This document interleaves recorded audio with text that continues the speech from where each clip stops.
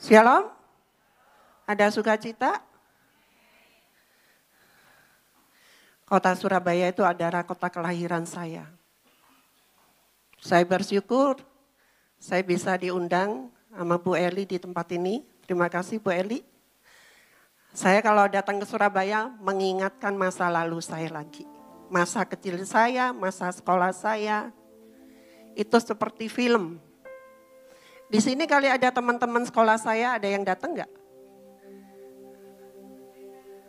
Oh, saya ternyata ada teman sekolah yang sudah 50 tahun saya tidak pernah ketemu. Dan doa saya, Tuhan, saya pengen ketemu sama teman saya waktu saya masih usia 8 tahun. Tapi ternyata Tuhan kabulkan. Mereka lihat di YouTube saya. Akhirnya mereka WA saya. Itulah, saya yakin dan percaya doa orang benar itu besar kuasanya. Sebelumnya boleh ditayangkan video saya. Itu adalah video identitas masa lalu saya. Identitas palsu.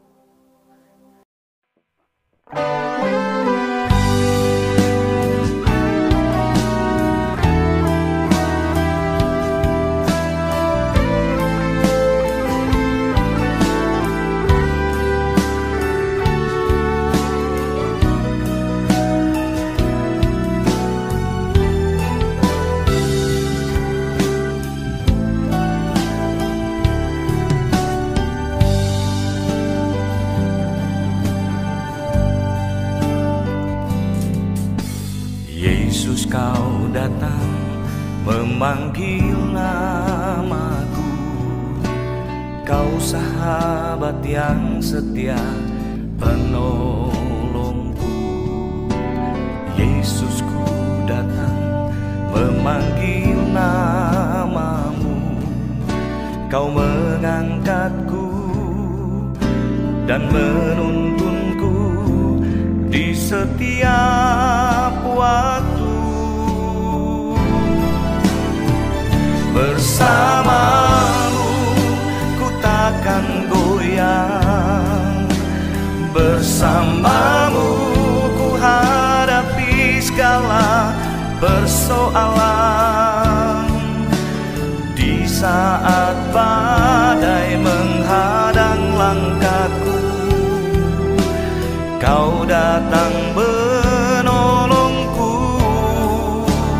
Bersamamu ku takkan goyang, bersamamu kau beriku kekuatan yang baru. Ku persembahkan hidupku, Yesus, ku percaya.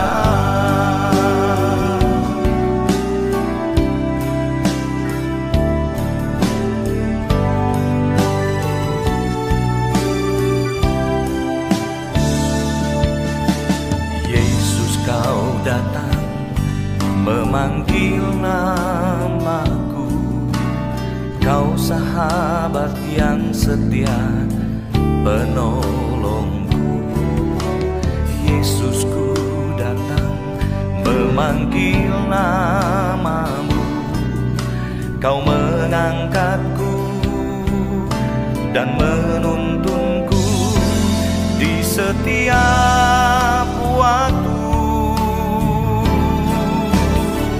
Bersamamu ku takkan goyang, bersamamu ku hadapi segala persoalan. Di saat badai menghadang langkahku, kau datang menolongku. Bersamamu ku takkan goyang, bersamamu kau beriku kekuatan yang baru. Ku persembahkan hidupku, Yesus. Yesus ku percaya.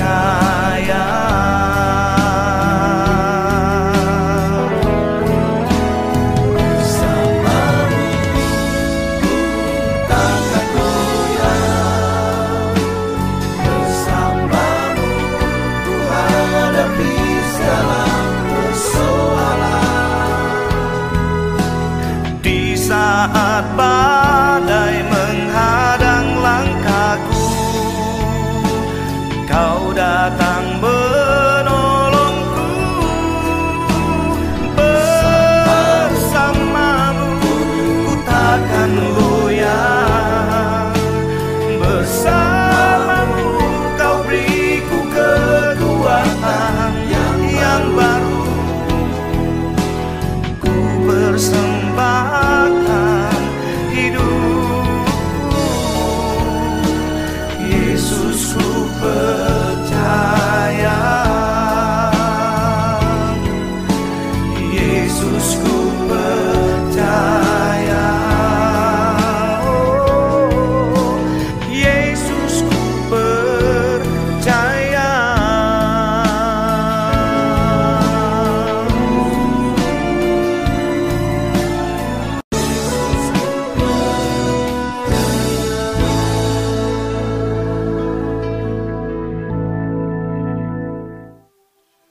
Gimana, cantik? Tapi itu adalah identitas palsu ya. Selama 40 tahun. 7 bulan yang lalu saya habis operasi, habis angkat implan payudara saya yang sudah 40 tahun. Waktu itu dokter bilang sama saya bisa sekitar 5-6 jam untuk operasi. Karena dengan waktu 40 tahun implan itu ada di tubuh saya. Tapi waktu saya operasi, saya minta sama dokternya, "Dok, tolong videoin, saya pengen lihat prosesnya." Ternyata prosesnya itu cuma 2,5 jam. Dan waktu implan tuh dikeluarin tuh cepat sekali. Dia udah kayaknya pengen cepat-cepat keluar. Udah gak tahan di dalam itu. Saya percaya itu kuasa Tuhan.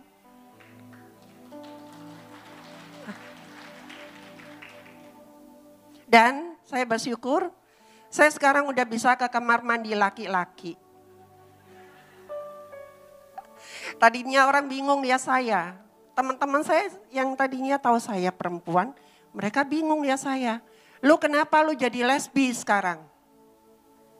Kan mereka taunya saya perempuan, kok sekarang potongan rambutnya jadi laki-laki, pasti lesbi nih. Tapi nggak tahu sebenarnya saya itu adalah laki-laki. Jadi banyak orang yang bingung sama saya. Tapi yang penting Tuhan saya sudah tidak bingung lagi lihat saya. Dan kemarin waktu saya tugas di gereja, saya tiap hari Minggu kan tugas di tempatnya Pak Gilbert. Saya sebagai pendoa syafaat di situ udah berjalan 3 tahun.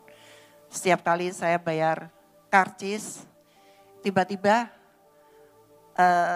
waktu saya bayar, dia bilang, "Bu, maaf ya, selama ini saya manggil ibu, Bu, nggak taunya bapak." "Oh, kok tahu kamu?" Saya tanya gitu. "Saya lihat di YouTube," katanya gitu. Puji Tuhan. Biarin mereka memanggil saya dengan apa adanya aja. Saya nggak mau memaksakan orang. Tapi yang harus saya paksain diri saya. Karena iman tanpa perbuatan hakikatnya adalah mati. Jadi kalau kita mendengar firman harus kita lakukan. Karena hidup kita itu tiap hari mau bertumbuh di dalam Tuhan Yesus Kristus. Dan roh kita semakin hari harus semakin bertumbuh bersama dengan Tuhan. Saya mau cerita tentang masa lalu saya, identitas palsu saya yang Tuhan sudah pulihkan. Saya dari 11 bersaudara, saya adalah anak paling kecil. Jadi dari 5 laki-laki, 5 perempuan, saya nomor 11. Ya ginilah jadinya, gak laki gak perempuan. Saya tahu waktu saya kecil, saya itu adalah laki-laki. Papa saya waktu itu mereka beragama Buddha.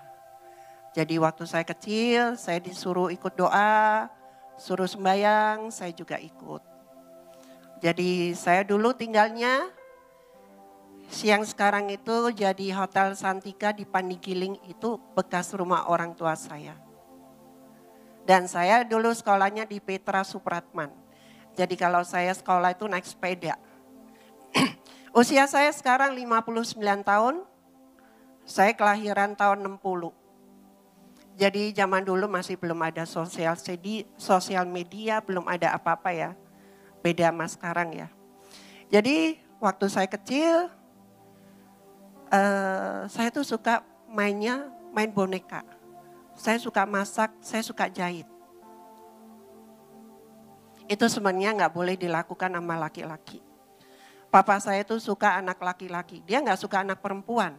Karena apa? Kalau orang Chinese, kalau anak perempuan, kalau nikah dibawa orang. Kalau anak laki-laki kan ngambil anak orang kan, itu. Jadi waktu papa saya lihat pertumbuhan saya semakin tahun ke tahun, ada perbedaan dalam diri saya. Kenapa anak saya itu lama-lama jalannya udah mulai melambai ya. Udah kayak perempuan, udah kayak nyiur melambai. Dan itu tanpa saya sadarin. Waktu saya kecil saya sering diajak kakak saya yang paling gede itu ke rumah teman-temannya. Saya selalu dibilang, adik kamu itu cantik ya Putih. Saya selalu dibilang gitu. Saya waktu itu masih kecil gak ngerti.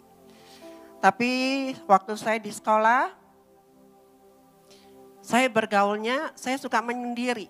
Benar gak sih kalau saya tuh suka menyendiri? Saya lupa lagi. Ada teman saya sekolah dulu di sini ada, sekarang mereka lagi datang.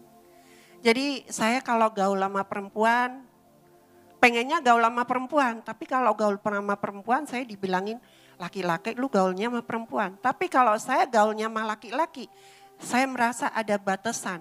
Jadi saya merasa saya itu perempuan. Jadi kalau gaul sama laki-laki kayaknya ada sesuatu. Jadi saya di sekolah itu suka termenung, saya suka menyendiri. Itu yang saya alamin. Waktu papa saya lihat pertumbuhan saya tuh dari tahun ke tahun. Nih anak saya makin gede kok makin gak benar. Papa saya marah. Kalau dia marah, di depannya dia ada balok atau ada kayu pasti dipukulin ke saya. Dan kalau saya nangis, itu yang belain tuh kakak saya. Saya bilang, meskipun saya dipukul sampai mati, saya tidak akan bisa berubah. Hanya otak saya jiwa saya yang diganti baru saya itu bisa. Nggak tahu itu keinginan itu kuat sekali. Waktu saya sekolah saya Kristen, saya tahu Tuhan, tapi saya belum mengenal Tuhan secara benar. Saya kelas 4 SD udah nggak mau sekolah lagi. Akhirnya waktu itu kalau ipar saya bilang, ya udah kalau dia nggak mau sekolah lagi, ya dia sukanya apa? Akhirnya saya belajar rambut. Zaman dulu itu saya belajar di Salon Violeta. Pasti ada yang tahu, di Jalan Bubutan. Jadi waktu saya usia sekitar 13-14 tahun itu saya udah belajar salon. Jadi saya tuh di situ itu murid yang paling kecil. Saya belajar di situ selama setahun. Habis itu saya buka salon di rumah saya bisa terima segala macam. Akhirnya saya nggak minta uang lagi sama orang tua saya karena saya udah punya uang. Nah di situ saya bisa beli baju perempuan, sepatu perempuan, tas perempuan, kosmetik saya itu bisa beli. Tapi itu pun juga saya sembunyi-sembunyikan. Kalau papa saya tahu pasti baju itu bisa dibakar. Semakin tahun perubahan diri saya itu semakin pesat. Semakin lama semakin berani saya itu. Sampai saya pernah sama papa saya dibawa ke kelenteng di Dinoyo. Saya masih ingat, nggak tahu kelentengnya masih ada apa enggak sekarang. Di situ saya dipukulin sama bunga sedep malam itu ada 10. Bunga sedep malam itu panjang. Dipukulin ke punggung saya. Sampai merah, sampai biru. Wah, saya dipegangin di situ, saya nangis. Pulang dari situ, rambut saya digunting. Bukan di salon, di pinggir jalan. Di tukang cukur. Digundul rambut saya. Saya nggak keluar selama 3 bulan. Kata yang dari kelenteng itu saya kemasukan setan. Kemasukan iblis katanya. Dan di usia 15-16 tahun saya itu udah mulai pacaran. Kalau zaman dulu, kalau pergi naik motor saya tuh. Saya sukanya naik motor. Kalau saya keluar, saya udah pakai baju perempuan tuh. Kalau saya udah naik motor, wah yang ngikutin saya tuh banyak banget. Cowok-cowok itu ngikutin saya, kenalan sama saya. Jadi setiap kali saya pergi keluar banyak yang ngikutin saya. Jadi kalau malam minggu, wah giliran tuh yang ngapelin saya. Dari satunya pulang, satunya datang, satunya pulang, satunya datang. Udah pokoknya saya zaman dulu laris manis. Karena apa? Saya tuh cantik. Dan mereka nggak tahu kalau saya itu tadinya laki-laki. Akhirnya usia 16 tahun saya sempat pacaran sama satu laki-laki. Tadinya dia juga nggak tahu keadaan saya. Akhirnya dia tahu keadaan saya itu dari mulutnya orang. Dari mulutnya teman saya. Dan di situ saya putus cinta, saya bunuh diri, saya minum bedak Doris. Yang punya anjing pasti tahu ya bedak Doris. Karena zaman dulu itu Baygon belum terkenal. Jadi saya pengen mati aja. Jadi bedak Doris itu saya campur air, saya minum sampai 2 gelas. Akhirnya saya masuk rumah sakit Karangmenjangan 3 hari kalau nggak salah. Tapi dari situ saya nggak kapok-kapok lagi.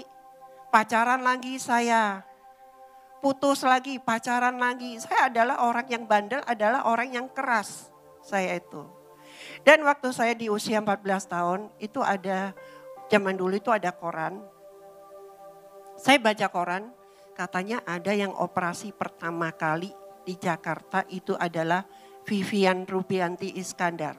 Dan dia operasi di Singapura. Saya pikir, wah. Dia dari laki-laki jadi perempuan. Berarti saya juga bisa dong. Itu adalah impian saya. Itu adalah cita-cita saya menjadi perempuan.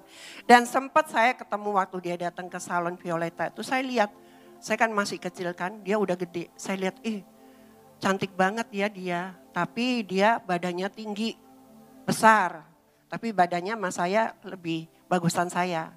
Dia badannya masih kayak cowok. Tapi putih. Tapi suaranya dia suara cowok. Kalau saya suaranya kan suara perempuan.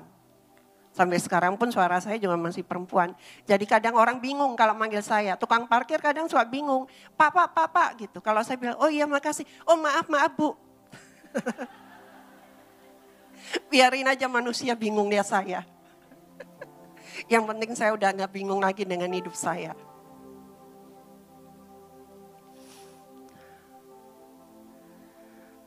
Dan usia 18 tahun saya operasi payudara. Itu tahun 78. Jadi 7 bulan yang lalu saya lepas. Berarti implan itu ada di dalam saya itu udah 40 tahun. Dan sekarang bagusnya udah gak ada lagi payudara ini. Kalau dulu saya takut, giniin tuh takut pecah. Tapi kalau sekarang enggak. Saya merasa bebas sekarang. Tidak ada beban lagi dalam diri saya. Dan saya pikir saya udah operasi payudara. Tapi saya juga pengen jadi perempuan. Waktu itu papa saya sempat sakit sekitar saya usia 19 tahun. Udah itu papa saya meninggal. Saya pikir udah gak ada halangan bagi diri saya kalau saya untuk menjadi perempuan. Dan usia 21 tahun saya operasi kelamin. Dan saya udah disahkan di pengadilan menjadi perempuan. Jadi akte lahir saya dari laki-laki statusnya menjadi perempuan. Saya pikir saya udah lega nih. Kalau saya ngaca, saya lihat atas bawah udah perempuan. Tapi ternyata yang namanya hati nggak bisa dibohongin. Selalu ada yang namanya ketakutan itu selalu ada. Nggak percaya diri itu selalu ada. Itu yang saya dapetin. Dan usia 24 tahun, saya nikah. Tadi ada videonya. Mantan suami saya dulu pernah nikah. Pernah punya anak. Dia cerai. Waktu mantan suami saya pacaran sama saya 3 bulan. Dia tadinya gak tahu. Saya bilang sama dia. Saya begini. Dia bisa menerima keadaan saya. Akhirnya setelah jalan 10 bulan saya nikah. Dan saya nikah di catatan sipil. Dan ada juga pendeta yang datang ke rumah saya waktu memberkatin. Dan waktu saya nikah, saya juga gak percaya kalau saya bisa pakai baju pengantin. Gini-gini saya gak pernah hidup di jalanan, kayak di waria-waria hidup di jalan, saya gak pernah. Teman-teman saya semuanya perempuan, dan mereka nganggapnya saya perempuan. Dan waktu mereka datang di pernikahan saya, Mereka bilang sama saya, gila lu ya, kita aja yang asli kawin belum, punya laki belum. Lu yang kawin yang palsu udah duluan kawin. Itu adalah kebanggaan diri saya. Itu adalah pembenaran diri saya. Karena apa? Saya tidak tahu kebenaran dulu itu. Jadi mau-maunya diri saya aja. Saya mau ngapain harus saya lakukan. Saya maunya begini harus saya lakukan. Tapi pernikahan saya gak lama cuma 2 tahun. Karena apa? Segala sesuatunya kalau yang namanya palsu itu tidak akan tahan lama. Benar? Sama juga dengan tas yang KW sama yang asli kan beda. Daya tahannya kan beda, ya kan? Karena apa? Kalau yang namanya palsu itu dari satu kebohongan, nutupin kebohongan yang satu lagi, nutupin kebohongan yang satu lagi, terus hidupnya itu begitu. Jadi tidak ada damai sejahtera, tidak ada sukacita. Kelihatannya aja kayaknya seneng, tapi di dalam hatinya enggak. Tapi saya juga nggak tahu itu adalah rencana Tuhan. Jadi saya bisa melewatin semuanya itu adalah rencana Tuhan. Rencana Tuhan itu indah pada waktunya. Dan waktu saya cerai, bukan suami saya yang ninggalin saya, tapi saya yang ninggalin dia. Saya berselingkuh zaman dulu itu. Zaman dulu itu masih belum ada namanya selingkuh ya. Tapi saya jalan sama orang lain. Karena apa? Di rumah tangga saya itu ternyata tidak mendatangkan sukacita. Masalahnya kadang suami saya itu suka nengokin anaknya. Dan dari keluarga istrinya yang dulu itu suka ngangguin saya. Itu yang bikin saya tuh tidak ada damai dan sejahtera. Akhirnya saya tuh selingkuh sama satu laki-laki lain. Saya pikir laki-laki ini baik sama saya, sayang sama saya. Tapi kenyataannya dia juga meninggalkan saya. Sampai suami saya bilang, gua yang ngawinin lu di catatan sipil, lu ninggalin gua, lu gak ngaca, lu itu siapa? Saya masih ingat omongannya dia itu. Tapi gimana saya udah gak cinta lagi sama dia. Namanya cinta gak bisa dipaksa. Dan waktu itu saya belum tahu kebenaran. Jadi saya lakukan apa kemauan saya. Usia 26 tahun, saya bunuh diri lagi kedua kalinya. Kali ini saya minum Baygon. Tapi ternyata gak mati juga saya. Masuk rumah sakit lagi saya 3 hari, 4 hari. Saya masih ingat di Karangmenjangan itu. Saya tahu kalau Tuhan itu punya rencana dalam hidup saya. Dari situ akhirnya saya meninggalkan kota Surabaya, saya pindah ke Bandung. Saya pikir saya meninggalkan kota Surabaya itu dengan banyak masalah. Saya pengen ngebuang masa lalu saya, makanya saya pindah ke kota Bandung. Saya pikir di kota Bandung tidak ada orang yang tahu saya. Waktu itu saya kerja di salah satu salon, dan salon itu, yang punya salon itu di Bandung tuh zaman dulu itu terkenal. Dan dia tahu keadaan saya. Waktu di salon tuh banyak laki-laki itu yang suka sama saya. Kalau malam minggu, wah ngantri. Pengen ngajakin saya keluar makan. Tapi ternyata yang punya salon tuh iri sama saya. Ya kalau saya kan lebih cantik, saya udah jadi perempuan. Saya mau nyari laki itu lebih gampang daripada dia. Kalau dia kan, kalau saya bilang dia gay kan, dia kan homo. Kan lebih susah kalau untuk cari laki-laki. Kalau saya nggak perlu nyari laki, laki-laki datang dengan sendirinya. Dan saya kalau nyari laki, saya carinya yang cakep. Dan saya carinya yang punya duit, yang punya mobil. Kalau dia nggak banyak duitnya, saya nggak mau. Saya materai dulu. Ya, selama saya di Bandung, akhirnya saya jalan sama satu laki-laki, ternyata laki-laki juga ninggalin saya tanpa sebab. Jadi laki-laki itu datang dan pergi sesuka hatimu. Tapi perginya meninggalkan bekas bagi diri saya, meninggalkan luka, meninggalkan kepahitan. Dari zaman dulu saya tuh selalu protes sama Tuhan. Tuhan, kayaknya Tuhan tuh salah ngasih saya casing. Harusnya casing saya itu perempuan bukan laki-laki. Tapi ya udahlah, mungkin jalannya Tuhan saya harus operasi dulu. Nah, itulah pembenaran diri saya. Tapi saya percaya di sini tidak ada ya pembenaran terhadap diri sendiri. Pembenaran hanya ada di Alkitab, hanya ada di firman Tuhan, kebenaran itu. Dan bagi saya yang namanya luka itu udah sering kali, kepahitan itu udah sering kali. Dan itu saya alamin bertahun-tahun dari saya kecil sampai saya besar, tapi saya nggak kapok-kapok. Tahun 91 saya berangkat ke Amerika, saya berangkat juga sama pacar saya pikir saya udah nggak mau tinggal lagi di Bandung, saya mau tinggal di Amerika, mau hidup berdua sama dia sekolah. Saya di situ nemenin dia, saya juga buka terima rambut, terima gunting anak-anak yang studi di Amerika. Saya juga masak, saya tuh kalau punya laki itu saya tuh setia banget. Perempuan aja kalah setianya. Apapun saya lakukan, karena apa? Saya tahu saya punya kekurangan. Jadi saya harus punya kelebihan yang melebihin dari perempuan lain. Karena apa? Saya takut ditinggalkan. Tapi kenyataannya laki-laki itu ninggalin saya aja. Kayaknya udah nasib saya. Jadi kalau pertama belum tahu, kayaknya baik, kayaknya sayang sama saya. Tapi kalau udah tahu keadaan saya, wah itu berbalik 180 derajat. Katanya saya itu penipu, saya itu pembohong. Kenapa nggak cerita dari awal? Nggak mungkin saya itu akan cerita. Kalau saya cerita, dia nggak mungkin mau sama saya. Dan dia setelah jalan sama saya, dia merasa tertipu. Merasa saya bohongin dia. Itu yang bikin saya itu nggak ada damai sejahtera dalam diri saya. Nggak ada sukacita. Saya itu ibarat burung tuh terbang nggak tahu mau berhenti di mana nggak pernah tahu. Terbang aja terus hidup saya tuh. Tapi setelah saya dipulihkan sama Tuhan, setelah saya diselamatkan Tuhan, saya udah tahu tujuan hidup saya itu sekarang kemana. Dan saya di Amerika 2 tahun, akhirnya saya balik ke Indonesia.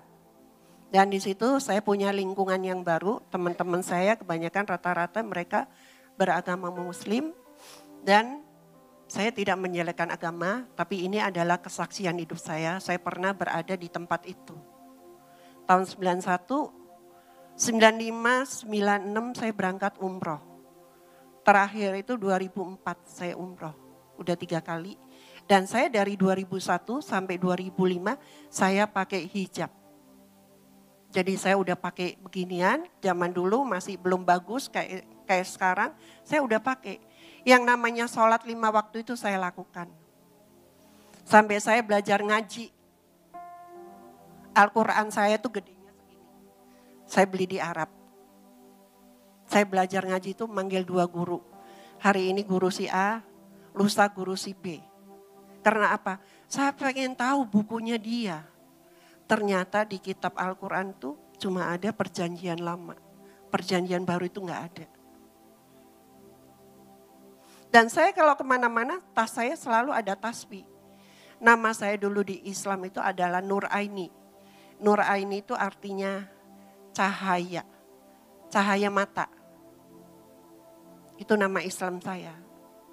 Jadi kalau saya kemana-mana itu udah pakai jilbab, teman saya itu kalau manggil saya ustazah. Karena bawaan saya itu selalu bawanya tasbih. Yang namanya kalau orang Jawa itu bilang wiritan itu, saya itu bisa sampai beribu-ribu. Yang namanya kalau mau puasa, kadang saya itikaf 5 hari, saya nggak keluar dari kamar, nggak buka handphone, nggak nonton TV, puasa di situ. Kerjanya apa? Cuma wiritan aja saya itu sampai berpuluh-puluh ribu kata-kata. Tapi saya tidak mendapatkan damai sejahtera, saya tidak mendapatkan sukacita. Malah yang saya dapetin di situ, ya karena lingkungan saya juga nggak benar. Dosa saya semakin masuk makin dalam lagi. Jadi sholat saya lakukan, dosa pun juga saya lakukan. Sekarang udah banyak ya paket ya. Orang nikah pakai paket kan sekarang. Dari mobilnya, dari pestanya, dari makanannya, dari gedungnya. Orang meninggal pun sekarang juga pakai kalau di Jakarta, nggak tahu kalau di sini. Mau di San Diego yang mau ininya yang berapa pakai ini tambah sekian, petinya. Dosa pun bagi saya udah paket. Semuanya udah saya ambil paketnya. Udah saya borong. Apa itu? 1, saya laki-laki menjadi perempuan. Saya bunuh diri 2 kali. Saya nikah siri 2 kali. Nikah secara Kristen sekali. Saya masuk dalam dunia prostitusi. Kenalan saya itu adalah orang atas semuanya dan mereka tidak tahu keadaan diri saya. Narkoba, satu lagi, ada yang tahu kira-kira apa? Ada yang tahu enggak? Yang satu lagi, saya percaya yang namanya ramalan. Saya percaya itu, ramalan itu. Yang namanya kalau kedukun, kalau istilahnya orang kasarnya kedukun pinter. Tapi yang datang orang bodoh semua.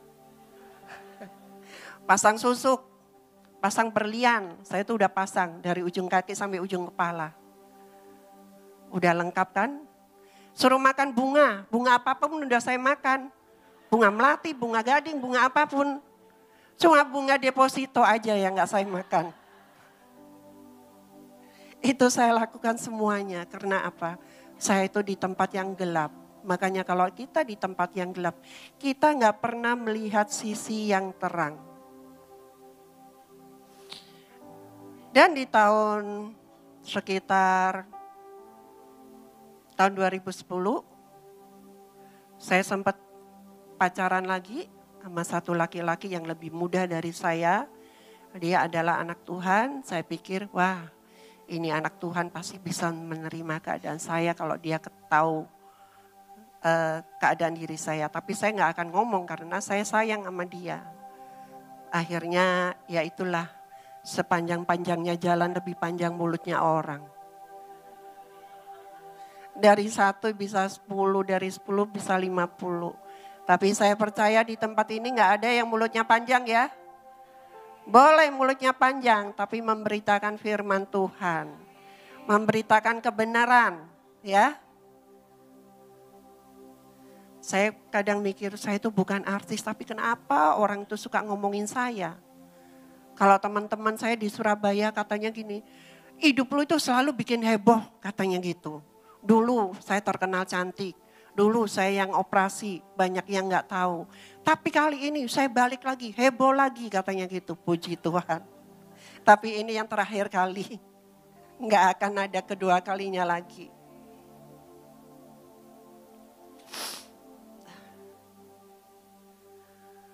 Perjalanan yang panjang itu saya laluin, waktu saya pacaran selama 2 tahun, akhirnya laki itu ninggalin saya lagi. Dan di situ saya frustasi, tapi saya udah gak mau bunuh diri lagi. Udah 2 kali bunuh diri gak mati-mati, saya gak mau. Cuma saya frustasi, tiap hari kerjanya saya tuh nangis. Saya sampai opname di rumah sakit Siloam, saya gak tahu sakitnya sakit apa, saya gak tahu. Masuk rumah sakit 3 hari. Itu yang namanya saya tuh dendam sama laki-laki, itu dendam sekali. Waktu itu saya telepon sama teman saya di Bandung, saya bilang, ada teman saya di Bandung, saya bilang, anterin gua ke dukun ya. Di Bandung tuh ada katanya, di Ciwidey. Bandung bagian apa itu ya? Bandung bagian timur apa barat saya nggak tahu. Ya udah saya ke Bandung. Dari Jakarta saya nyetir sendiri ke Bandung. Sampai di tempat teman saya, nggak taunya teman saya lagi persekutuan doa. Saya pikir, loh bukan nganterin saya ke dukun, kok saya diajak ke persekutuan doa. Akhirnya saya dikenalin nama pendetanya, namanya Om Freddy. Di situ saya dikenalin. Nah itulah mulai Tuhan menjamah saya di situ. Besok paginya saya datang ke Pak Pendeta ini ke rumahnya. Di situ saya didoain selama 2 jam. Didoain, saya pelepasan di situ. Terus dia berpesan, kamu harus mengucapkan karena kasih karunia Tuhan kamu itu diselamatkan. Kata-kata itu gak terucap loh dari saya. Mulut saya itu kaku. Sampai suruh nginget kasih karunia aja saya nggak inget sama sekali. Sampai saya tulis kasih karunia, kasih karunia. Karena apa? Yang dalam diri saya itu ada dendam. Dan di firman Tuhan kita harus bisa ngampunin, harus memberkatin. Itulah satu pelajaran yang saya dapat. Gimana saya harus ngampunin, dia nyakitin saya, dia ninggalin saya. Katanya dia udah gak cinta saya lagi, gak sayang sama saya lagi. Saya punya 18 kartu kredit. Itu berapa juta. Saya tuh udah berkorban untuk dia tuh udah habis-habisan. Saya gak terima. Tapi kali ini Tuhan berfirman, saya harus mengampunin. harus memberkati dia. Itu perlu proses dalam diri saya. Akhirnya di tahun 2011 sebelum kejadian ini, akhirnya saya tiap hari Rebo saya ke Bandung, bolak-balik karena ikut persekutuan doa. Bolak-balik, pagi berangkat, malam saya pulang, pagi berangkat, malam, itu selama 1 tahun. Dan di tahun 2011, waktu itu saya ada nemenin teman saya, dia kena HIV. Kalau kena HIV itu tiap bulan dia itu harus disuntik, tepat waktu. Waktu saya nemenin dia suntik, akhirnya saya memberanikan diri saya untuk cek HIV AIDS. Saya bilang sama Tuhan, Tuhan kalau sekiranya hasil dari cek ini saya negatif, saya berjanji saya tidak mau melakukan dosa lagi. Waktu dicek hasilnya 1 jam keluar negatif, puji Tuhan. Ya dari situlah saya dapat firman Tuhan di Matius 6:33. Carilah dahulu kerajaan Allah dan kebenarannya, maka semuanya itu akan ditambahkan kepadamu. Saya bukan mencari kerajaannya Allah. Tapi kalau kita mencari kerajaan Allah itu kita cuma mencari berkatnya dan mujizatnya aja. Tapi saya juga mencari kebenarannya. Tidak cukup bagi saya cuma seminggu sekali ke gereja. Karena saya waktu itu ada kehausan. Saya ada kelaparan. Saya tuh rindu akan firman Tuhan. Saya tuh pengen Tuhan itu pulihkan hidup saya. Saya selalu berdoa, Tuhan lepaskan saya yang terikat. Bebaskan saya yang terbelenggu. Doa saya itu tiap hari. Saya ikut juga sekolah di Jakarta waktu itu di tempatnya Buffet Tanah Abang, itu sekolahnya itu bagus sekali. Di situ saya belajar selama setahun tentang tubuh Kristus itu apa, gereja itu apa, padang gurun itu apa, gambar diri yang rusak itu apa, karunia itu apa, hubungan sama Tuhan itu apa. Saya itu belajar di situ. Di saat saya belajar, saya melakukan. Di saat saya belajar, saya melakukan. Karena apa? Saya bukan cuma pengen belajar aja, tapi saya mau melakukan. Saya mau berjalan bersama dengan Tuhan. Dan selesai saya sekolah selama setahun, Buffet waktu doain saya, dia bilang, kamu itu beda sama pertama kali datang sama sekarang. Ternyata apa yang beda? Di saat itu saya itu bisa ketawa lepas. Seumur hidup saya itu gak bisa ketawa lepas loh. Jadi kayaknya ada sesuatu itu yang ngikat diri saya. Tapi setelah saya belajar setahun, ada sesuatu yang Tuhan lepaskan dalam diri saya. Wah, saya semakin rajin. Saya ikut lagi sekolah School of Healing, saya di Sentul selama 3 hari. Di situ Tuhan bukain satu-satu lagi. Satu pintu lagi Tuhan bukain apa. Ternyata waktu saya kecil, saya itu pernah disodomi. Tadinya saya gak pernah ingat. Tapi Tuhan bukain itu dan saya masih tahu orangnya tuh siapa, beberapa orang. Saya pernah disodomi waktu itu. Itulah kalau kita mengikut Tuhan itu setiap masalah itu sama Tuhan itu dibukain. Tadinya saya udah gak mau mengingat masa kecil saya. Boro-boro saya punya foto-foto masa kecil saya.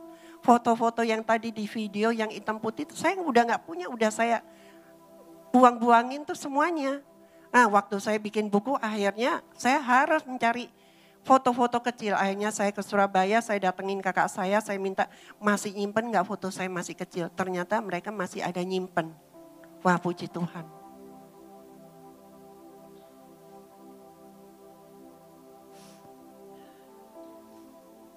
Kalau saya mengingat masa lalu saya itu saya sedih banget. Tapi saya bersyukur dan terima kasih Tuhan itu udah menyelamatkan hidup saya. Udah memulihkan hidup saya. Dan di tahun 2016 saya ikut Glow Champion Prayer di tempatnya Pak Gilbert. Jadi sebelumnya saya udah menjadi jemaatnya Pak Gilbert. Kalau ada pendalaman iman dimanapun jauhnya di Gading Serpong saya itu selalu datang. Itu adalah kerinduan saya. Jadi tindakan itu harus dilakukan. Jadi mobil saya itu sekarang udah gak ada lagu-lagu dunia. Lagu rohani semua, khotbahnya bapak-bapak gembala semua. Sampai kalau teman saya tuh masuk ke mobil saya itu orangnya paling demen nganterin teman-teman saya. Kalau dia pergi, temenin dong gua kesini. Kalau ke mall saya suruh nemenin, saya nemenin. Mereka bilang, gua kalau masuk ke mobil lu udah kayak masuk gereja katanya gitu. Puji Tuhan. Ternyata dari situlah. Akibatnya itu pasti ada. Jadi sesuatu yang baik, sesuatu yang benar itu pasti ada ujungnya.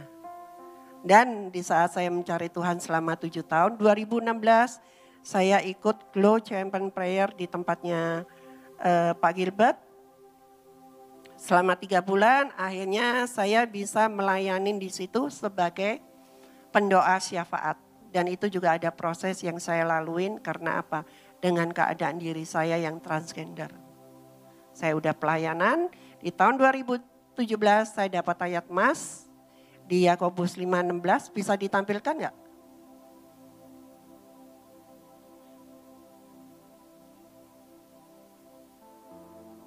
Yakobus 5:16. Karena itu hendaklah kamu saling mengaku dosamu dan saling mendoakan supaya kamu sembuh. Doa orang yang benar bila dengan yakin didoakan sangat besar kuasanya. Firman ini selama setahun itu mengingatkan diri saya. Firman ini selalu bilang, lu udah sebagai pendoa tapi lu belum benar. Apanya yang belum benar? Identitas saya. Ibaratnya saya ngebuang sampah-sampah saya belum semuanya saya buang. Masih saya tinggalin dikit dalam diri saya. Karena apa? Saya percaya namanya bejana itu jangan dimasukin sampah. Sampah itu baunya busuk. Sampah itu apa? Kepahitan, masa lalu, dendam, iri, dengki. Itu sampah-sampah dalam diri kita. Dan sampah itu harus keluar semuanya. Biar firman itu bisa masuk ke dalam bejana kita. Karena saya percaya firman itu adalah benih. Dan benih itu akan berakar. Dan dia akan bertumbuh. Di saat dia bertumbuh, dia itu akan menjadi berkat.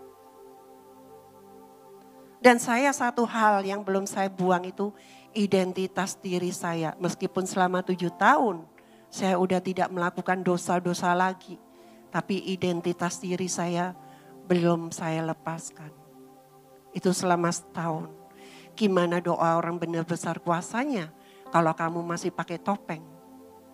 Tapi saya percaya di tempat ini, di sini semuanya orang benar ya. Kalau orang baik belum tentu hidupnya benar. Tapi kalau orang benar hidupnya itu pasti baik.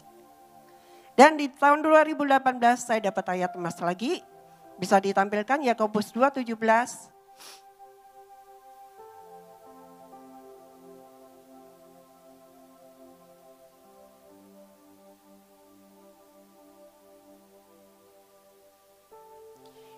Demikian juga halnya dengan iman. Jika iman itu tidak disertai perbuatan, maka iman itu pada hakikatnya adalah mati.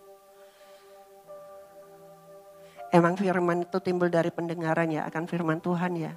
Tapi firman itu harus kita lakukan. Di sini ayatnya akan ada kan. Jika iman itu tidak disertai perbuatan, maka iman itu pada hakikatnya adalah mati. Dan saya pikir, saya dapat ayat emasnya itu berturut-turut sama, itu mengingatkan saya lagi. Tapi saya masih kekeh, masih enggak mau. Gimana saya itu harus melepaskan semuanya. Saya udah jadi perempuan, baju saya semuanya perempuan, tas saya, sepatu saya. Masa saya mesti harus balik jadi laki-laki? Ponakan saya aja ada 40. Cucu saya ada 50. Mereka enggak tahu keadaan diri saya. Mereka manggilnya saya Ii. Teman-teman kantor saya, taunya saya adalah Tania. Nama saya dulu adalah Tania. Mereka nggak tahu identitas saya yang dulu. Itu kan identitas yang saya tutupin selama ini. Saya takut orang lain itu tahu identitas saya. Dan di 2018, di Januari, waktu itu Pak Gembala saya, Pak Gilbert, waktu lagi khotbah di situ, bisa ditampilkan firman-Nya Yohanes 14:6.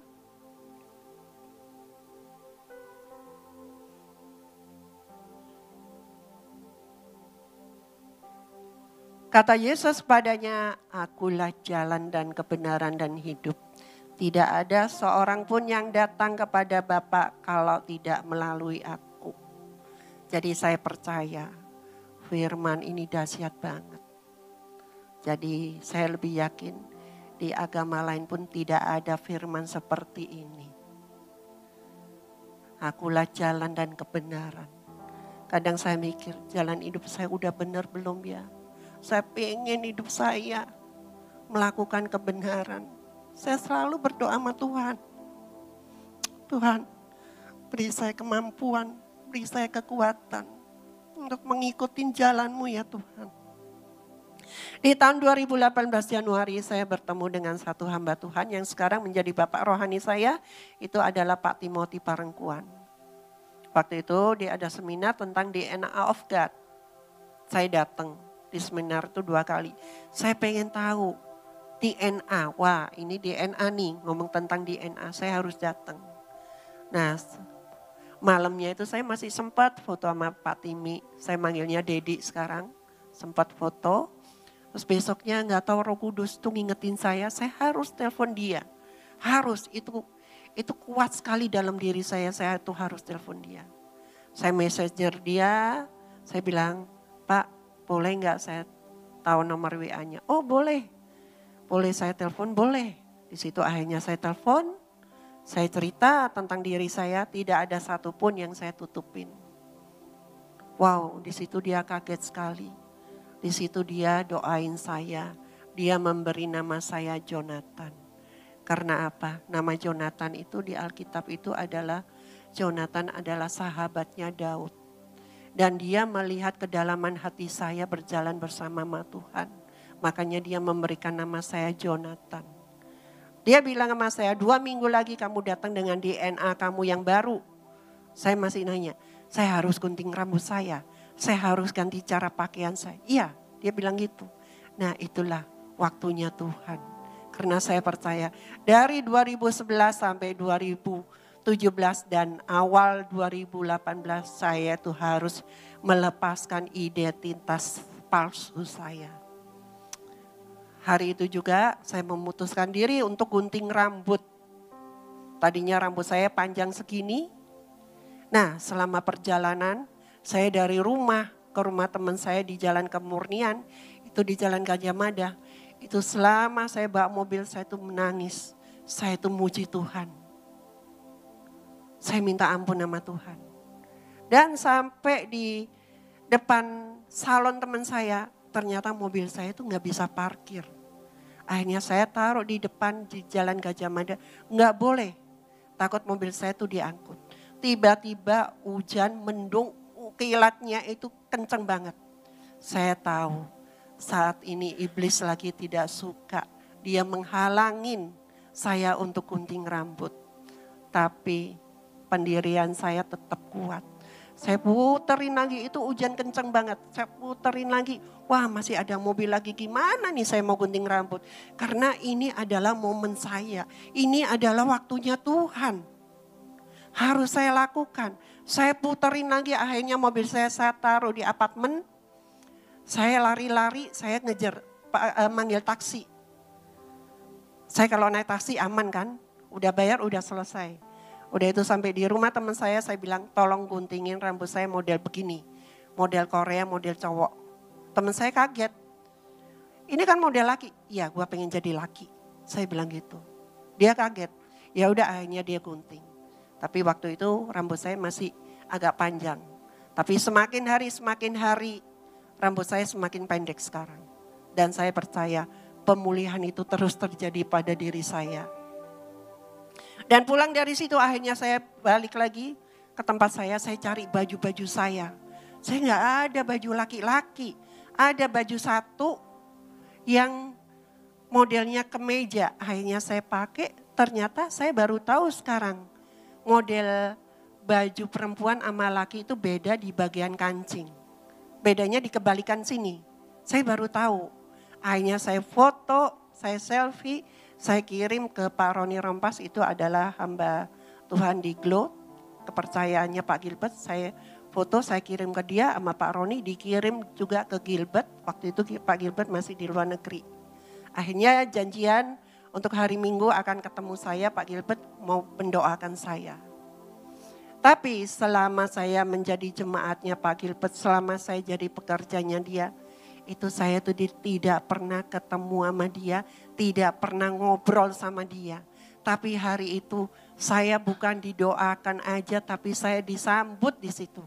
Jadi Pak Roni fotoin saya, Pak Daniel Saragi dia videoin saya. Mereka bersuka cita sekali.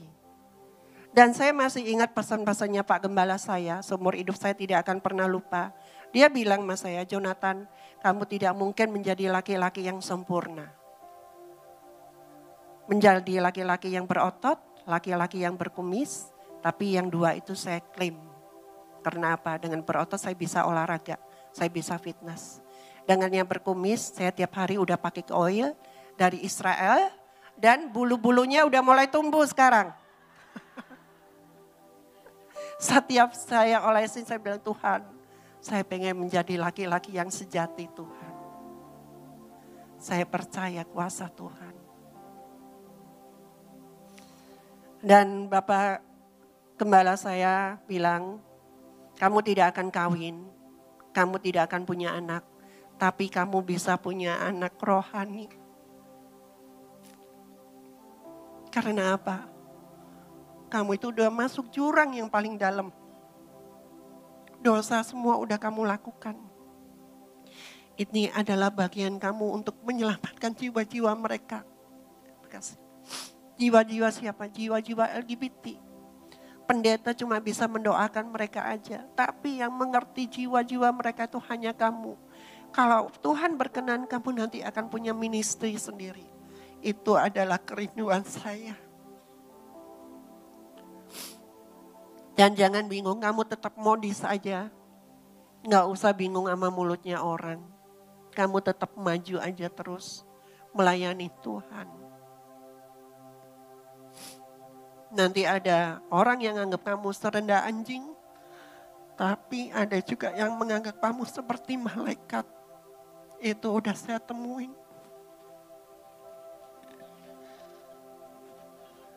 Tadinya ada orang yang baik sama saya. Tiba-tiba dia sekarang menjauh. Saya tahu dia orang baik, dia bukan orang benar.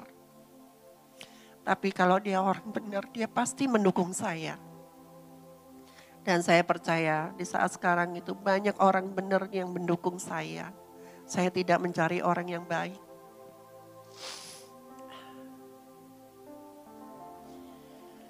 Dan Bapak juga bilang sama saya,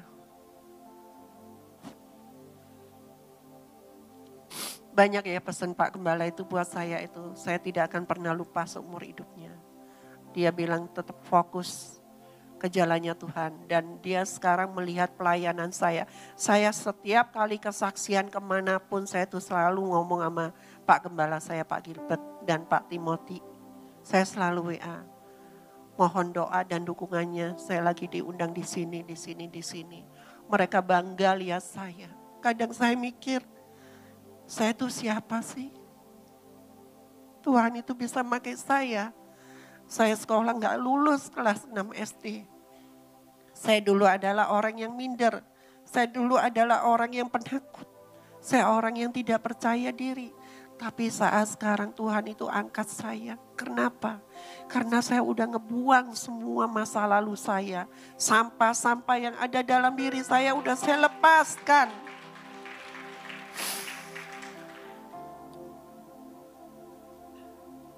Dan saya juga untuk merubah Facebook saya, IG saya, itu saya juga perlu waktu.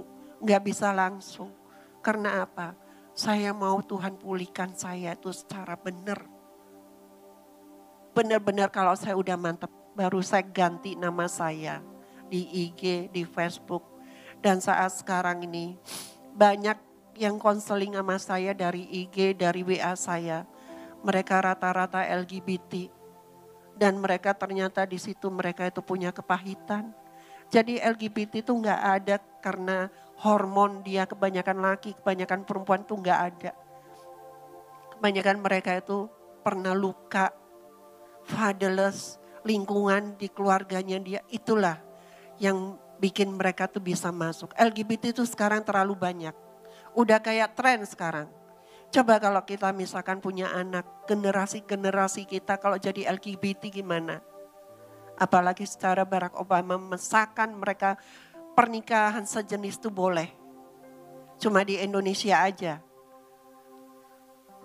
Sama di Singapura yang belum boleh. Dan karena apa? Itu akan menular. Kalau mereka kawin sejenis, misalkan laki-laki sama laki-laki, perempuan sama perempuan, mereka pasti pengen punya anak. Enggak mungkin enggak. Tapi kalau yang banyak duitnya, yang laki bisa dia sewa kandungan, kasih orang duit. Ya kan? Tapi anak itu nantinya mau jadi apa? Anak itu akan mengikuti orang tuanya. Nah, disitulah, ya kan? Ini adalah doa saya.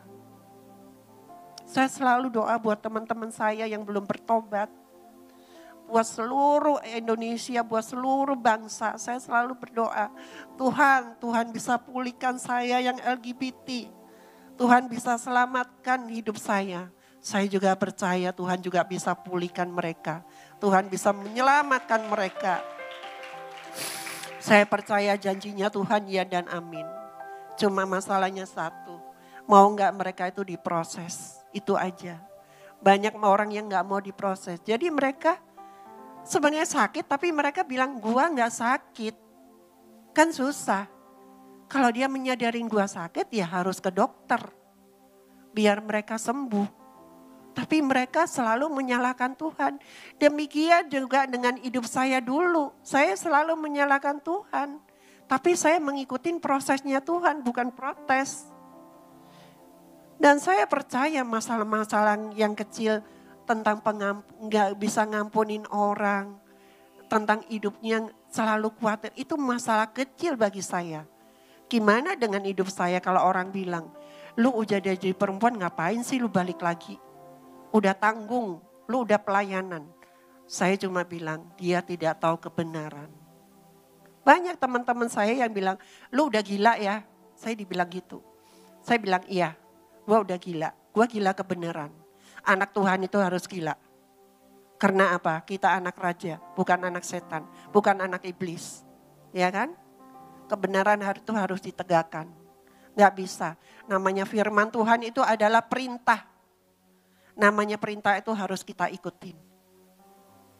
Hidup itu pilihan.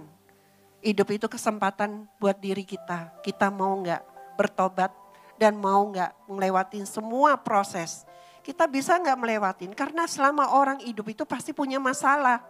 Kalau yang namanya gak ada masalah ya udah mati, udah selesai. Ya kan? Tapi dengan berbagai masalah kita itu belajar. Hidup kita itu menggantungkan nama Tuhan. Kita lakukan bagian kita, Tuhan akan lakukan bagiannya.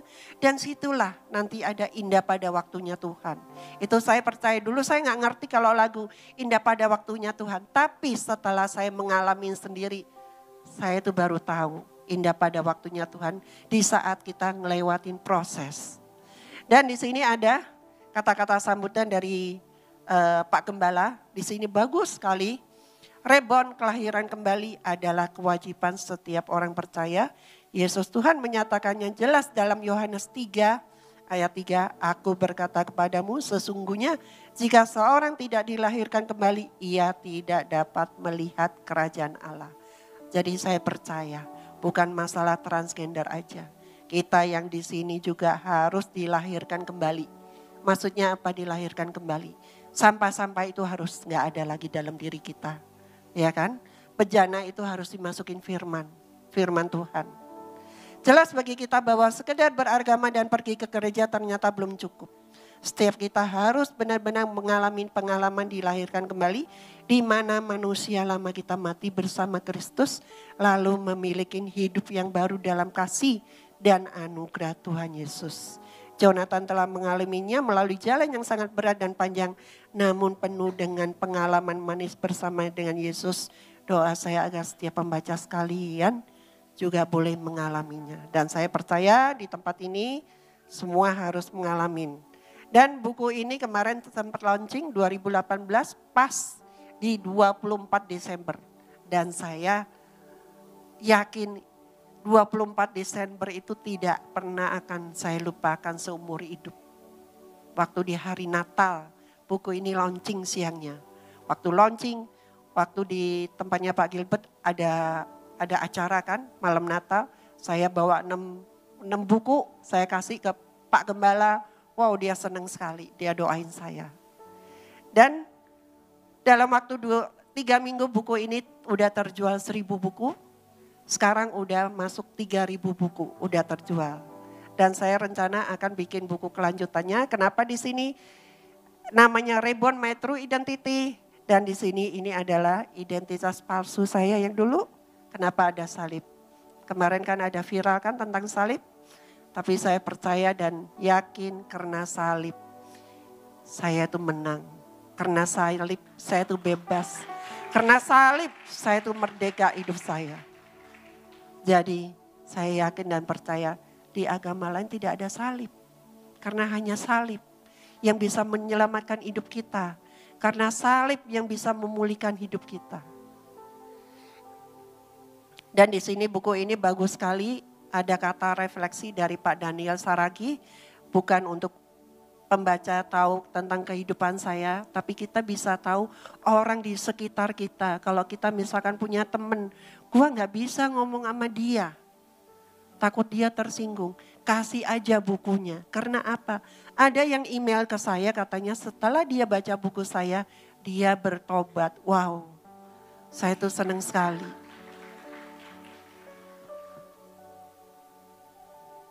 Di sini juga ada foto-foto saya.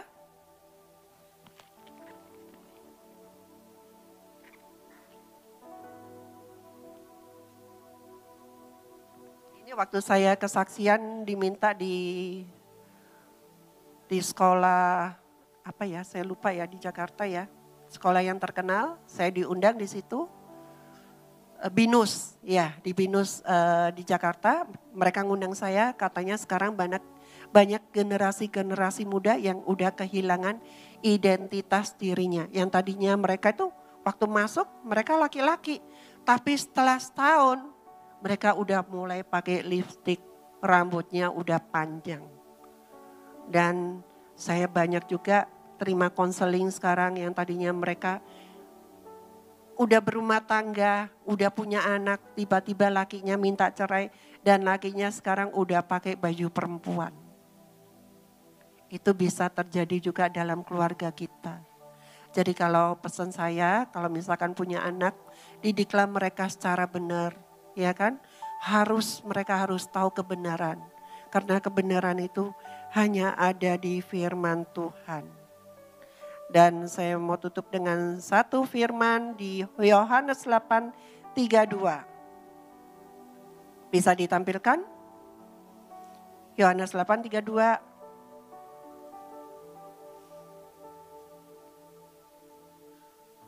Dan kamu akan mengetahui kebenaran. Dan kebenaran itu akan memerdekakan kamu. Firman ini, wow, dahsyat banget. Di saat kita tahu kebenaran itu akan memerdekakan hidup kita. Indonesia bulan Agustus baru merdeka ya, usianya berapa? 74 tahun. Gimana dengan hidup kita, udah merdeka belum dari segala dosa-dosa kita? Kita harus cek kembali diri kita. Kita harus merdeka, masa kalah sama Indonesia. Amin.